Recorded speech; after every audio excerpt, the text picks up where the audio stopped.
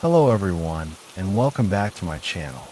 I'd love it if you could leave a comment letting me know where you're listening from around the world. Also, don't forget to like and subscribe if you're enjoying this video. Story 1. I never wanted to go camping in the first place. I'm not much of an outdoors guy. Too many bugs, too much dirt, and no cell service. But my friends, they swore it would be fun. Come on, man. Just one weekend. Jake had said, no distractions, no stress. Just the woods, the fire, and good company. I should have said no. We drove out to some remote spot in Montana, hours from the nearest town, deep into a thick forest that swallowed the sky. There were 5 of us, me, Jake, Ben, Tommy, and his girlfriend, Sarah. We set up camp in a small clearing, 3 tents spaced evenly around a fire pit. The first night was normal. A little drinking, a lot of bad jokes, and the eerie but comforting sounds of nature all around us. Then, at around 3 in the morning, I woke up. At first, I wasn't sure what had pulled me from sleep. The embers of the fire outside cast a dull, orange glow through the fabric of the tent. Everything was still. Then I heard it. A scream. It was distant, barely audible, like someone calling out from miles away. But there was something off about it.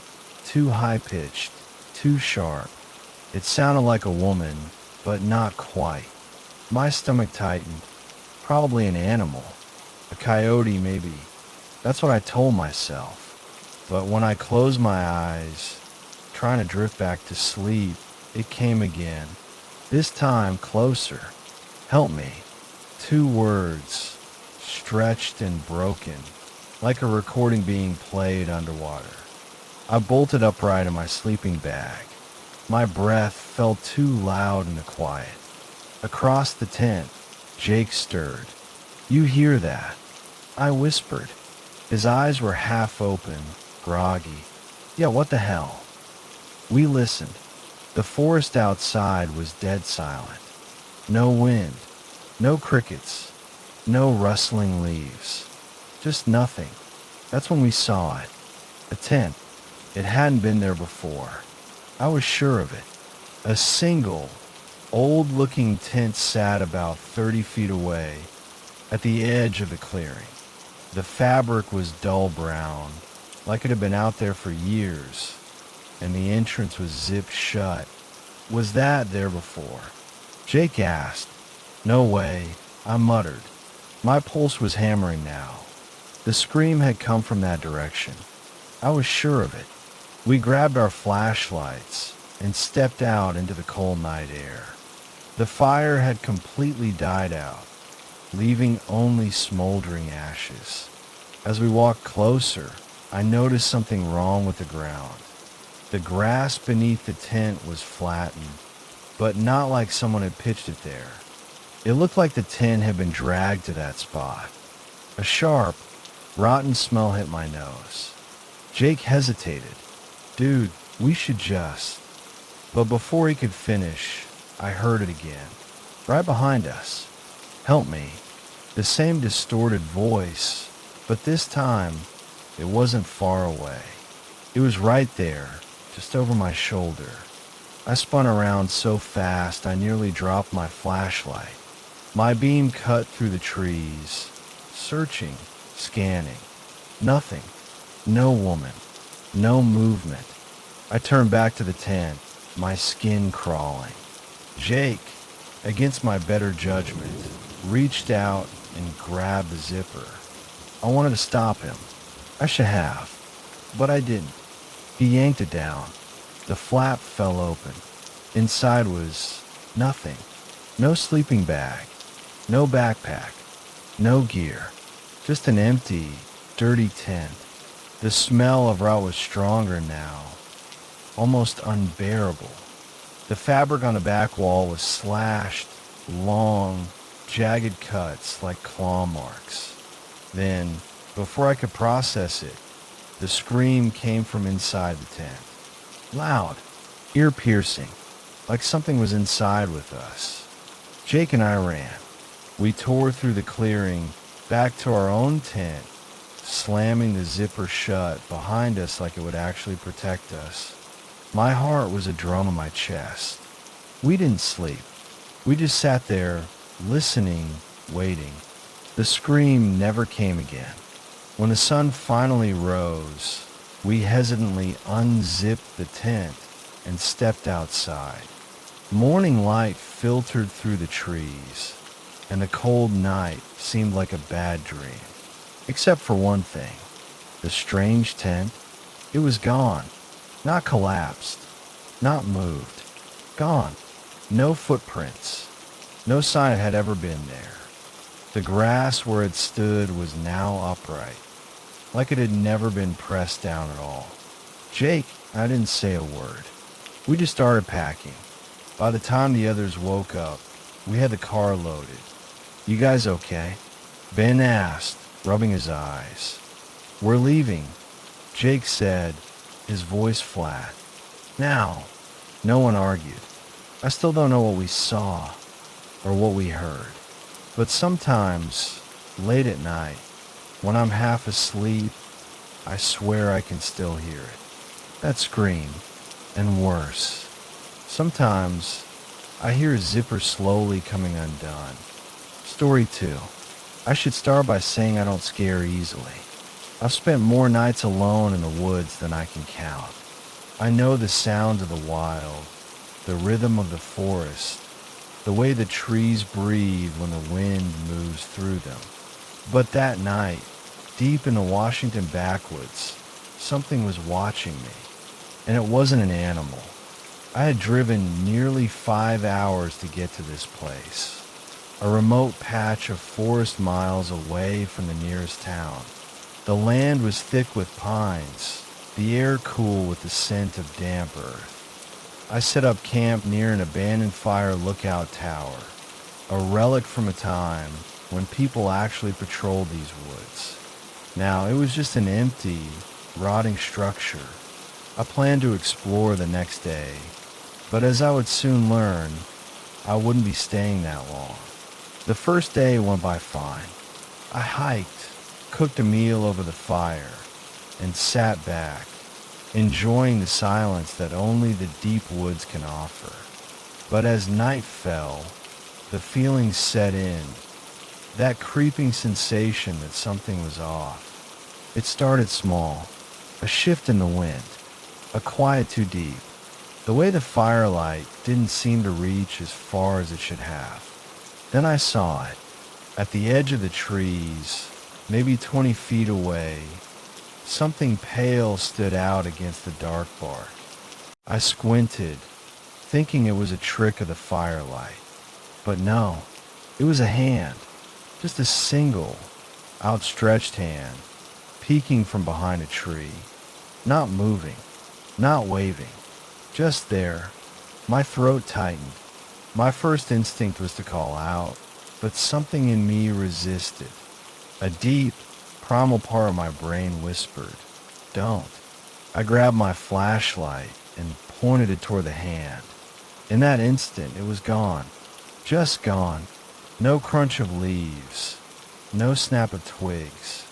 Just empty space where it had been. I swallowed hard, scanning the trees, telling myself it was nothing. A shadow. A weird shape in the bark. Maybe even my imagination playing tricks on me. But I wasn't convinced. That night, I kept my fire high and my knife close. The wind picked up, rustling the leaves, making every little sound feel like footsteps creeping closer. At some point, exhaustion took over. I crawled into my tent, zipped it tight, and forced myself to sleep. I woke up to rustling. Not the wind, not some small animal. This was something deliberate. Slow, careful movements just outside my tent. I held my breath, heart pounding. Then, something pressed against the fabric. A hand. I could see it clearly in the moonlight. Fingers splayed out, the shape unmistakable. I couldn't move. My body felt frozen, my mind screaming at me to do something. Then, the hand slid down the side of the tent, nails scraping softly against the nylon. A slow, dragging motion that made my skin crawl. My survival instincts finally kicked in. I grabbed my knife and flashlight in one swift motion, unzipped the tent, and lunged outside. The beam of my flashlight cut through the trees. Nothing. No movement. No footprints. Just the wind stirring the leaves. But when I turned to look back at my tent, my stomach dropped. The fabric was covered in handprints. Hundreds of them. Large and small, overlapping, smudged against every inch of my tent like they had been reaching for me. I felt something rising in my throat, something between a scream and a sob. I had to get out of there. Now, I shoved everything into my pack, not caring about organization, not caring if I left things behind. Within minutes, I was on the trail, moving as fast as I could, flashlight bouncing in the darkness. And then, just once, I looked back. I wish I hadn't, because standing in the tree line, barely visible in the moonlight, was a figure, not moving, not following, just standing, and beside it, another hand reached out from behind a tree, then another, and another. I ran. I didn't stop, not for 8 miles, not until I saw my car. Not until I locked myself inside and drove like hell, my pulse hammering the whole way home. I don't know what I saw that night. I don't know if it was a ghost, a spirit, something that lived in those woods long before I set foot there. But I do know one thing. I don't go solo camping anymore. Story 3. I was 17 the summer it happened. I try not to think about it too much these days. But sometimes, in the dead quiet of the night, when the world feels a little too still, I remember. I remember the way it stood there, just outside my tent. I remember the way it spoke, with my own voice. And I wonder what would have happened if I'd spoken back. It was a family camping trip. One of those yearly things where everyone piles into cars with way too much gear and pretends to enjoy roughing it for a weekend. My uncle picked a remote spot in the Colorado mountains, a place so deep in the woods that you couldn't hear traffic or see the faintest glow of city lights. Just trees, endless trees, stretching high into the sky like ribs of some sleeping giant. My cousin Alex and I shared a tent near the tree line, while the rest of the family set up closer to the lake. Alex was 15, a mouthy little punk who thought he was tougher than he was. We spent the day hiking, swimming, and eating way too many burnt marshmallows. The first night passed without incident. The second night did not. I woke up sometime after midnight with the full bladder urgency that only camping can bring. The worst part about pissing in the woods isn't the act itself, it's the silence. The moment you step out of the tent, everything feels wrong. Too quiet, too empty. I grabbed my flashlight and unzipped the tent as quietly as possible. The air outside was sharp with pine and damp earth, thick with a silence that made me hesitate. No crickets, no wind. Just nothing. I hurried a few feet away, relieved myself, and turned back toward the tent. That's when I heard the footsteps. Soft, measured, coming from just beyond the tree line. I froze, every instinct screaming at me to get back inside the tent. But then, I saw someone standing by the entrance. Alex. Or, I thought it was Alex.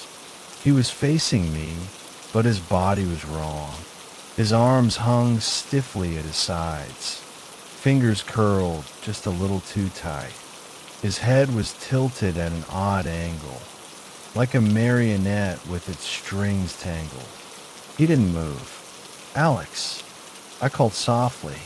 No response. Something in my gut twisted. The flashlight in my hand flickered. I took a step closer, the beam of light trembling in my grip. Then, in a perfect copy of my own voice, the thing whispered, "Alex." Every muscle in my body locked. The voice hadn't come from him. It had come from behind me. I spun, my flashlight sweeping through the trees. Nothing. Just an ocean of black trunks stretching into the night. The back of my neck prickled with cold sweat. When I turned back toward the tent, he was gone. I didn't think. I ran. I lunged for the tent, yanking the zipper open and diving inside. Alex jolted awake with a grunt. "What the hell, man?" he mumbled, rubbing his eyes.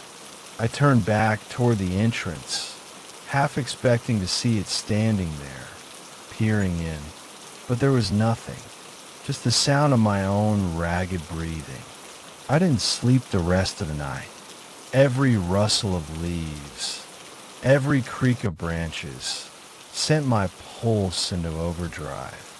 I kept picturing the way it had stood there, stiff and unnatural, and the way it had copied me.